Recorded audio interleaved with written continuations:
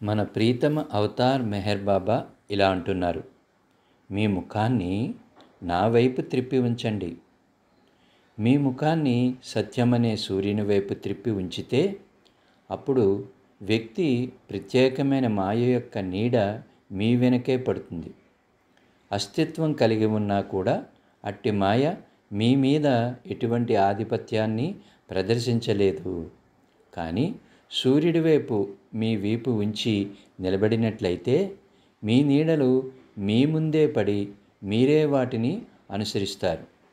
మీ అంతట మీరుగా మీ నీడలను వదిలించుకోలేనప్పటికీ మీ వీపు వాటి వైపు త్రిప్పి మీ ముఖాన్ని సూర్యుడి వైపు, అనగా అది సూర్యుడు నడినెత్తి మీదకు వచ్చి పూర్తి వైభవంతో వెలుగుతూ ఉన్నప్పుడు త్రిప్పి ఉంచినట్లయితే మీ నీడలు శాశ్వతంగా అదృశ్యమవుతాయి.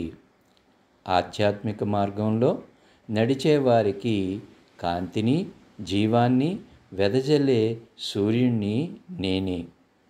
భగవంతుడు ఎక్కడో ఆకాశాల్లోనో లేక హిమాలయాల్లోనో గుహలలోనే ఉండడు.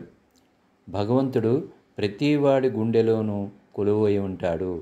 మీ హృదయం కనుక పరిశుద్ధంగా ఉంటే భగవంతుడు దానిలో నుండి మిలమిలలాడుతూ మెరుస్తూ కనిపిస్తాడు అన్నారు మన ప్రీతమ అవతార్ మెహర్ బాబా.